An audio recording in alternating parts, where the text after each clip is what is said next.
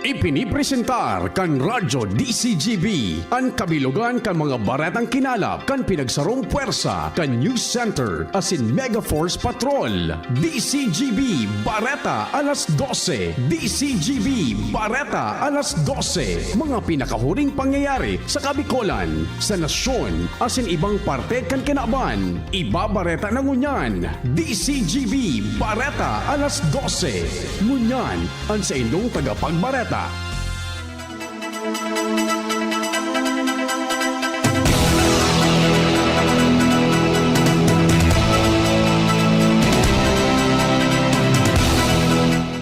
Diyos maray na udto sa mga parantabay, Miyerkules po ngunyan, Hulyo 7 o Hulyo 15, 2026. Inipo ang bareta alas 12, ako po si Nicole Ann Gloriani ang sa indong tagapagbareta. Sa headlines, kandarakulang bareta sa lado lokal, Mayor Caloy Baldo naghagad nin dagdag na personahes kan PNP para sa border control points kan Kamalig.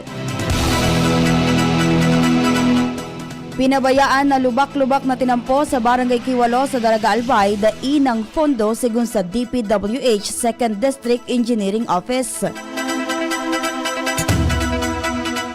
5,000 sa 10,000 pesos na insentibo para sa 3-termer barangay officials sa probinsya ng Albay aprobado na sa ultimong pagbasa sa Sangguniang Panlalawigan. 150 unit nin padyak planong ipagibok kan Tabaco City 5 milyones pesos na fondo hali sa dole itinagama para sa proyekto.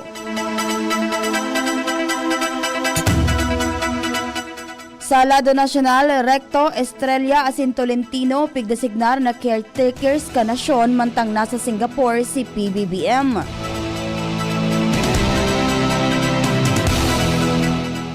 Impeachment trial lauman na makaskas pa sa mga masunod na semana. Depensa day nagaba ani kaduwang testigo kan prosekusyon na si NBI BARM Director Jeremy Lotok. PBBM pinanginutan ng inaugurasyon kan M Terra Solar Phase 1 sa Nueva Ecija. Sa lado kan ibang nasyon, Estados Unidos sa giraray na inatake ang Iran sa ikatulong banggi. Sa lado kan Karawato Sports, UAAP pinalawig ang deadline sa Ateneo sa pagsumitir ng report sa Aurora tragedy. Ang baretang ini hatod sa Indukan. Artrisin Joint Supplement. Bumabagal ang galaw dahil sa joint pain at arthritis. Mag-Artrisin. Sa detalyes kan mga bareta sa lado lokal, nagpadagdag din personahes kan pulisya si Kamalig Mayor Caloy Baldo na mabantay sa border control point sa Barangay Anuling asin Kirangay kan Kamalig Albay. May koneksyon sa naglalangkaw na aktibidad kan Bulkan Mayon. Sigon kay Mayor Baldo, 24/7 na mabantay ang kapulisan. Tangani maasigura na daing makalaog na persona sa mga danger zone. Kanakaaging aldaw kananotaran ang diit na pagkalmado kan aktibidad kan Bulkan. Nagbaba man ang bilang kan kapulisan alagad sa nanotaran kan PVOX na halangkaw na aktibidad kaini sa presente, ipighagad kan alkalde sa PNP na magdagdag ng mga personahes sa mga nasabing lugar. Mientras tanto, pinagkumpirmaman kan opisyal sa DZGB News na preparado ang munisipalidad and kaso na maglangkaw sa 7 to 8 kilometer ang danger zone sa pagpaevakwar sa mga residentes basado sa magiging instruction kan Albay Public Safety and Emergency Management Office pati na kan PVOX.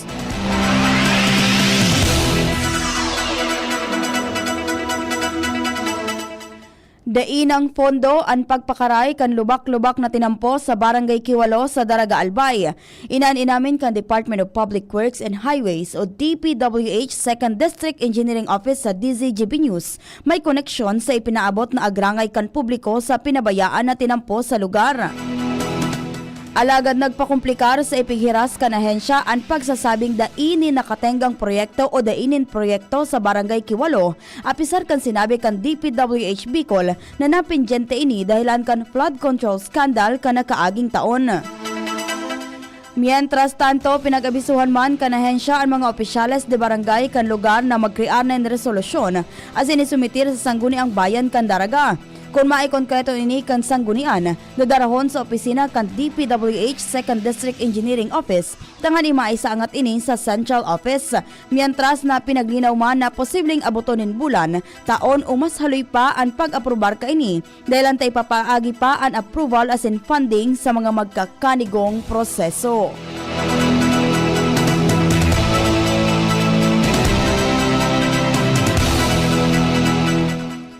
Aprobado na sa pinal as in ultimong pagbasa kan sangguniang panlalawigan ng Albay ang 5,000 sa 10,000 pesos na insentibo para sa mga barangay officials na nakatapos nin tulong sunod-sunod na termino sa probinsya nin Albay.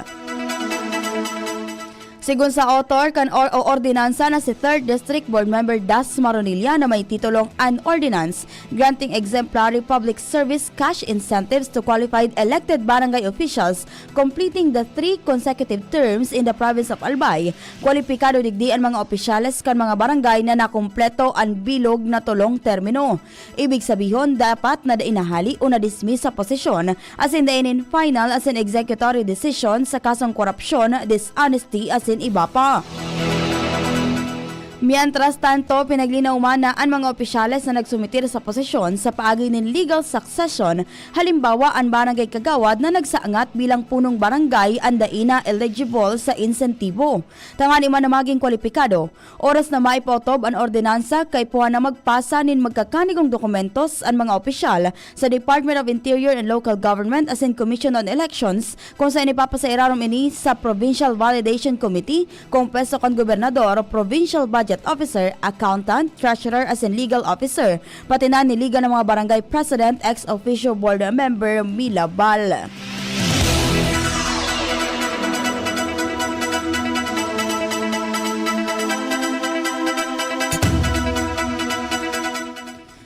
$150 unit nin padyak ang nakaplanong ipapagibo kan lokal ng gobyerno kan Tabaco City matapos na maresibi ang 5 milyones pesos na pondo hali sa Department of Labor and Employment o DOLE. Sigun kay Public Employment Service Office o Peso Tabaco City Manager Zosimo Benconsejo, ang 4.8 milyones pesos sa pondo ang papagibuhon kan padyak unit kung saan kantidad din 32,000 pesos ang saro, mantang ang natatadaan para sa mga vest, warmer o ano pang mga accessories kan mga benepisyaryo.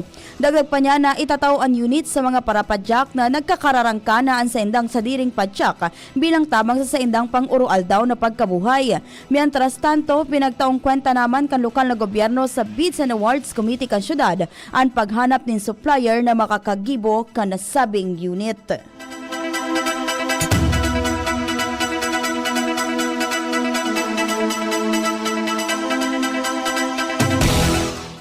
Sarong 15 anyos na estudyante kan Don Serviliano Platon Memorial High School sa Tinambak, Camarines Sur, ang nakuahanin badil sa laog kan eskwelahan. Sigoy kan Tinambak PNP Chief Police Captain Jeffrey Escolano sa investigasyon, ang badil ang tagsadiri kan dating punong barangay kan Barangay Filarca na haloy nang nawawara. Napag-araman na kinuha ini kan aki inyang babae as in itinao sa iyang kaklase. Sa presente na sa kustudiya kan Department of Social Welfare and Development ang minor de edad, mantang panagos na pigaaram kan mga autoridad ang bilog na detalye kan insidente asin kung paano na ilaog ang badil sa laog kan eskwelahan.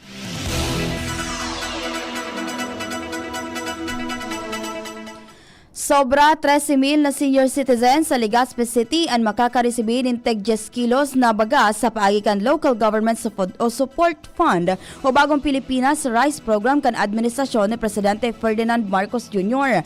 Inan pinag-anunsyo ni Legazpi City Mayor Hisham Ismail sa ginibong ulat sa bayan kasuudma kung saan pinaglalauman na makakatabang ini na mapagian ang oral daw na gastuson kan kada pamilyang Pilipino. Kanakaging bulan in Mayo pinaghirasman kan alkalde na sobra 11,000 na benepisyaryo na parte kan vulnerable sectors kan syudad ang nakaresibi kan parehong asistensya.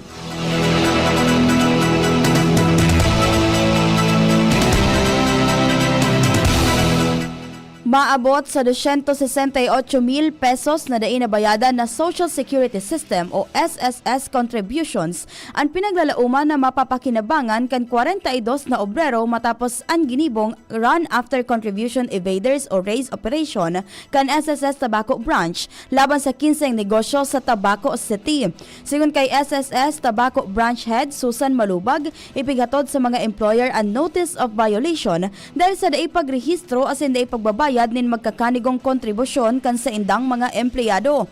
Dagdag pa ni Malubag, ang mga daing nabayadan na kontribusyon ang dapat na nailaog na sa SSS tangan imasiguro na mariresibi kan mga empleyado ang mga benepisyong magkakanigo para sa inda. Apera kan paghatod kan abiso tinauan man kan ahensya nin giya ang mga employer kung paano mapapakaray ang pagbayad kan sa indang mga obligasyon tangan maibitaran ang mas magabat pa na paninimbagan asin masiguro ang padagos na benepisyo kan mga obrero.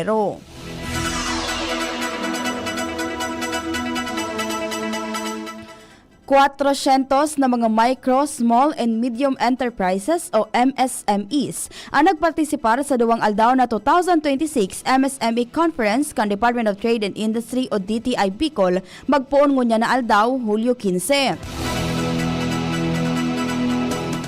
Sigon kay DTI Bicol Regional Director Dean Donabol, kung pwesto ang conference nin manibaybang aktibidad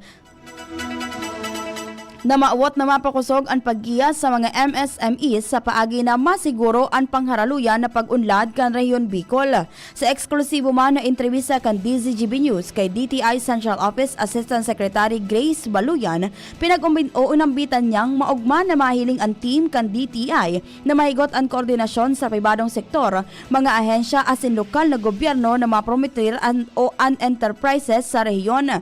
Mientras tanto, may one-stop service lane man sa aktibidad kung sa intatawan ng rekognisyon ang mga establishmentong nagbubusol ng diretsos kan mga parabakal, nagtataon ng serbisyo sa customer asin nagsusunod sa etikal na regulasyones sa pagnenegosyo sa paagi kan Bagwis Seal of Excellence.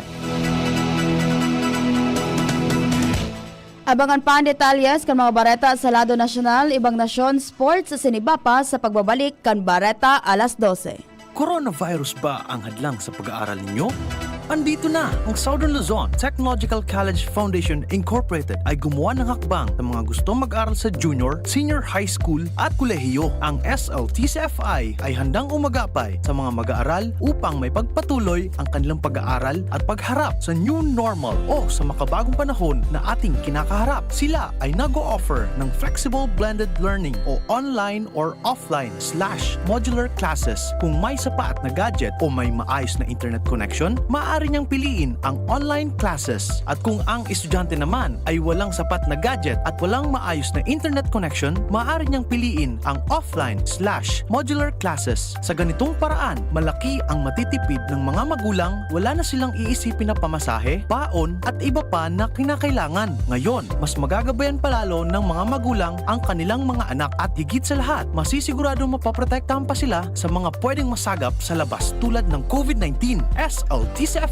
course offered junior high school, grade 7 to grade 10, senior high school, grade 11 to grade 12 with academic track, STEM, GAS, ABM, and HUMSS. College, Bachelor of Secondary Education, majors in English, Mathematics, and Filipino. Bachelor of Technical Vocational Teacher Education Program, Bachelor of Science in Business Administration, major in Human Resource Development Management, major in Business Process Service Management, and major in Financial Management, Bachelor of Tourism Management, Bachelor of Science in Computer Science, Bachelor of Science in Information System, Associate in Computer Technology. What are you waiting for? Enroll now in our online registration. Visit www.sltcfi.com/enrol. And for more information, please contact us at 0977-147-3488.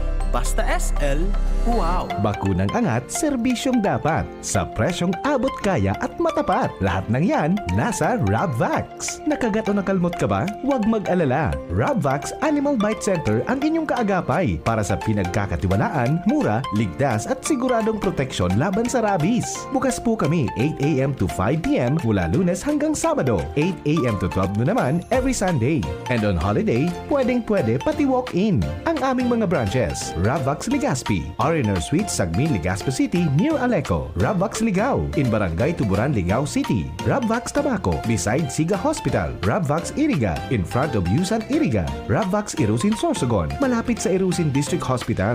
And now open, Rabvax Masbate, along Municipal Road, Barangay Kalipay, Masbate City. Rabvax Pilar, Rabvax Castilla, Rabvax Pioduran, and Rabvax Cubao Metro Manila. Like us on Facebook. Maging bakunado at protektado. Piliin ang alagang Rabvax. Pag tayo may sakit, gusto nating gumaling agad.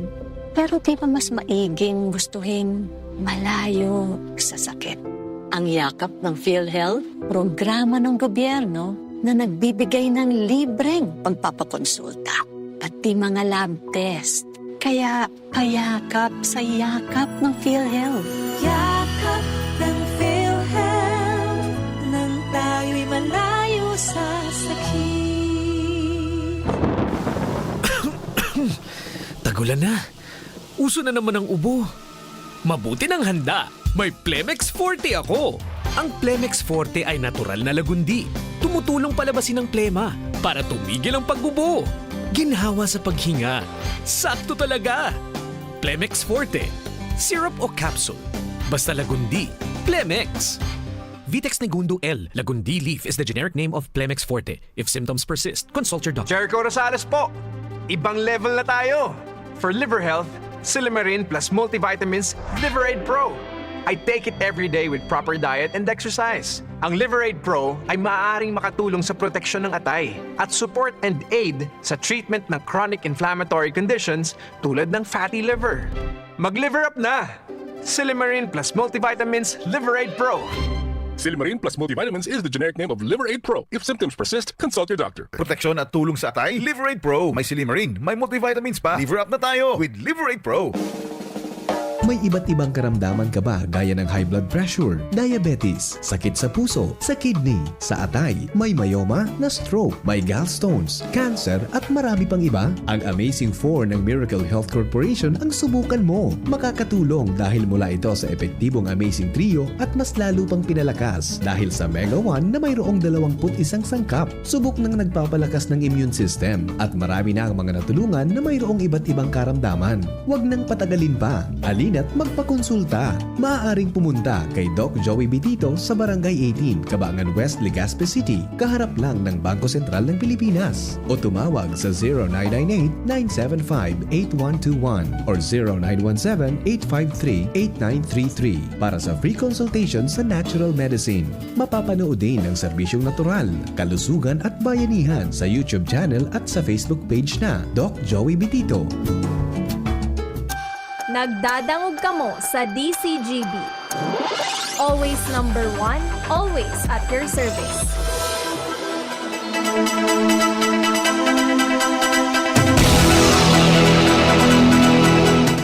Balik po kita sa Bareta alas 12 para sa Bareta sa Lado Nacional. Pigdesignar ni Presidente Ferdinand Marcos Jr.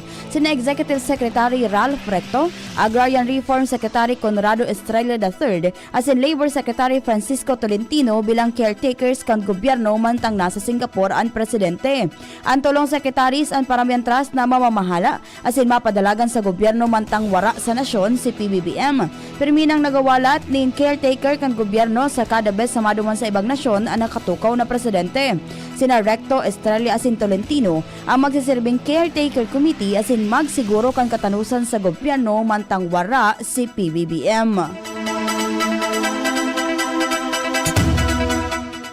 Lauman na mas makaskas na ang impeachment trial ni Vice Presidente Sara Duterte sa mga masunod na aldaw asin semana. Inang tinawanin asegurasyon ni Impeachment Court Presiding Officer Chiz Escudero matapos na mariparo ang bagulbol na paghiro kan pagdangog kung sain sa week 1 pasanakan impeachment trial sarong testigo man ang naipahampang. Sigun kay Escudero, natural na bagulbol ang pagpuon dahil nangangapkap asin nag-ensayo pa ang dakol sa mga abogado kan prosekusyon asin depensa. Sinabi niyang maging mga senator judges, kaibahan na siya na nagtitindog na presiding officer may pag-a-adjust man pero sa kahaluyan matutuod man sana ang gabos sa proseso.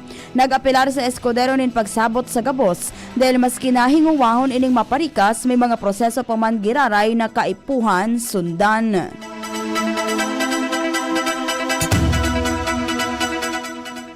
Nagtutubod ang mga tagapagtaram kan prosecution team na dain nagaba kan depensa ang sa indang panduwang testigo na si National Bureau of Investigation o NBI Regional Director Attorney Jeremy Lotok. Inan pahayag ni prosecution spokesman Robert Ace Barbers. Inan dahilan kung kaya nagsentro ang depensa sa typographical errors, clerical errors asin bako sa sustansya kan testimonya ni Lotok na warang kinaraman sa tunay na issue kunata dapat na ma-impeach si Duterte. Inuyanan ini ni Lanao del Sur Representative Zia Alonto Adchong kung ano-anong pinaltaw na rason kan depensa sa indang cross-examination bako sa nakailoto kundi maging kay NBA agent Joseph Mark Kalilong. Sa kudgo niyan, day pa nagagaba ang testimonyo kan duwang testigong naghampang sa impeachment court sigun pa kay Adjong.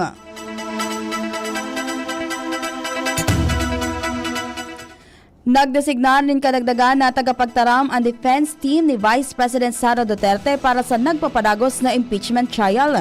Inanunsyo ni Attorney Michael Powa, ang pangenot na spokesman kan defense team kasuudma ang pagdesignar kay Attorney Justice Nicole Gular bilang deputy spokesman. Si Gular sa sarong senior associate sa pamosong law firm na Fortuna Narvasa and Salazar. Iyon presente man na parte kan 16-man defense team kan presidente.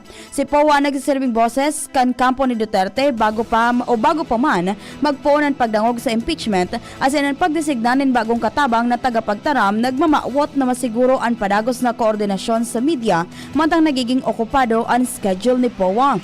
Ipinaliwanag ni Powa na kung in kaso da siya maging available para sa mga entrevista, igwa ng ibang makakatabang sa depensa para masiguro na maipapaabot pa man giraray nin matano sa publiko ang sa indang mga mensahe asin pahayag may kinaraman sa kaso.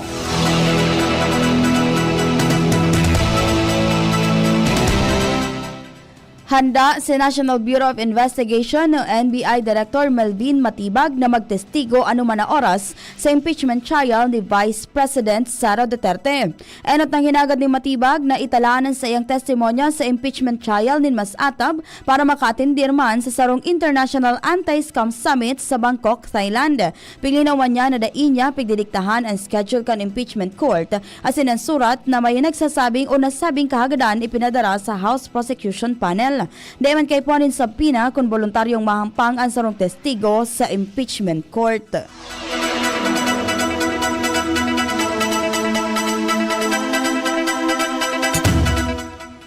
Pinanginotan ni Presidente Ferdinand Bongbong Marcos Jr. o inaugurasyon kan M-Terra Solar Phase 1 sa ginibong seremonya sa Gapan City, Nueva Ecija kan Martes, Hulyo 14. Nag-atender man sa okasyon si Meralco Chairman as in CEO Manny Pagilinan kaibahan ng iba pang opisyal na imbelto sa nasabing proyekto. Ang M-Terra Solar Project piglalauman na masakop sa 5 munisipalidad sa Nueva Ecija as in Bulacan kapag totalmente nang nakumpleto. Sa primerong kaptang kaini uminabot na sa 1,373 megawatts ang solar photovoltaic o voltaic capacity na nagpagana kaibahan ng 825 megawatts na battery energy storage system. Piglalauman na makakapagtao ang proyekto nin malinig asin mas malalauman na supply ng kuryente para sa pigkakarkulong 2.4 milyones na kaharungan mantang makriarman nin sobra 10,000 na trabaho. Pigkakarkulong makakatabang man ang M-Terra Solar sa pagbawas kan carbon emissions nin sobra 4.3 milyones na metric tons kada taon bilang parte kan pagsulong nin renewable energy sa nasyon.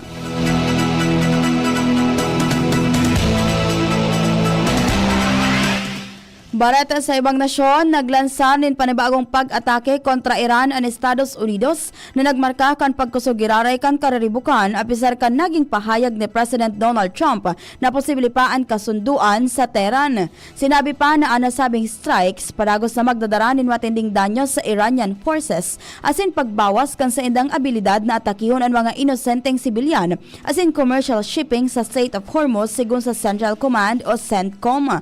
Formal man na inimpormara ni Trump ang Kongreso na nagbelta ang US military military sa pag-atake kontra Iran.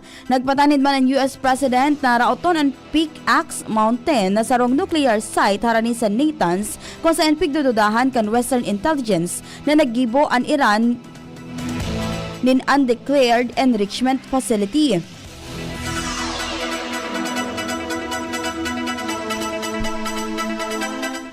Sa laro kan karawat to sports, pinaunahan kan University Athletic Association of the Philippines o UAAP ang kahagadan kan Ateneo de Manila University na palawigon ang deadline sa pagsumitir kan sa indang official na findings katukod kan insidente kan Hunyo 8 sa Dipakulaw, Aurora na ikanagadan kan student athletes na sina Rene Baterbonia as in Divine Adili. Imbes na Hulyo 15, ibinalyo kan UAAP ang bagong deadline sa Hulyo 24 para matauanin sufisyenteng panahon ang Ateneo na tapuson ang internal investigation kan nangyari sa team building o kan nangyaring team building activity kan men's basketball team. Sigun sa UAAP, na isumitir kan Ateneo ang kahagadan bago ang original na deadlines asin inaprobaran ini kan board sa ginibong pagtiripon. Sinabi kan liga na ang pag-aram sa paninimbagan kan mga embelto ibabase sa magiging resulta kan investigasyon kan mga magkakanigong ahensya kan gobyerno kan independent fact-finding body kan Ateneo asin kan UAAP susog sa existido mga polisiya asin regulasyon. Mientras sa mantinidong existido ang gabos sa nainot na ipinautob na preventive measures mantang nagpapadagos ang investigasyon kay baan ang pagbabawal sa mga imbelto na miyembro kan Ateneo coaching staff na magpartisipar sa anuman na aktibidad may kinaaraman sa UAAP. Duwang humanoid robots ang matayumpong nakapagkondusir nin duwang operasyon sa pagtangkas nin apdo o gallbladder sa pinakaenot na pagkakataon sa sarong pre-clinical trial. Giniwan o operasyon sa mga orig kung saan pinagiyahan kan mga surgeon ang robots sa paagi nin remote control. Inaro kan mga ini ang hiro kan surgeon as in daisin na naggibo nin sa diring medical na desisyon. Sigo sa mga siyentipiko kan University of California, San Diego, maawat kan pag-aadal na maaraman kung kayang gamiton ang mga humanoid robots sa operasyon gamit ang standard surgical instrument. Makuaro kan darakulang robotic surgery system na nakapirmi sa sarong lugar ang 5-foot humanoid robots na pigaapod na surgery ani dinisenyo tangani magkasya sa mga operating rooms asin magamit din mga kagamitan na pang-opera na pinagagamit kan mga doktor. Istorya na iiba. Sarong 95 anyos na lolo sa New Zealand ang padagos na nagsasagupa sa mga alon asin nagpapatunay na bako kaulangan ang edad tangani maging aktibo. Formal na pinagmidmid si Brian Murray kan Guinness World Records bilang pinakagurang na lalaking water skier sa bilog ng Kinaban sa edad na 95 anyos matapos siyang mag-water ski sa Lake Kireta sa Auckland. Presente padagos pa man giraray siyang nag-enjoy sa iyang paboritong libangan kada tag-init.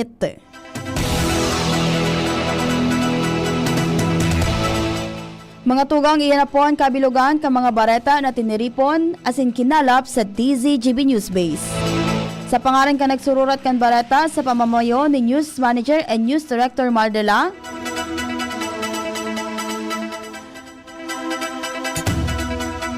Sa lado teknikal kay Banta si Kuya Nald Baldo asin sa IT si Kuya Jerome Nico Martinez.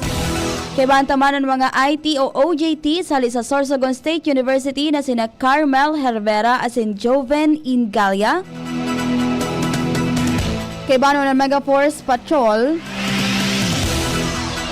asin mga paraan tabay, ako po si Nicole Ann Gloriani ang sendo naging tagapagbareta. Abangan po ang masunod na programa sa DZGB. Always number 1, always at your service. Salamat po sa pag-antabay. Sa indong nadangog ang mga darakulang bareta ngunyan na aldaw. Ang tabayan ng giraray sa aga ang sarupang edisyon kan DCGB Bareta alas 12. Abangan ang masunod na programa. Ahoy! Kidney Care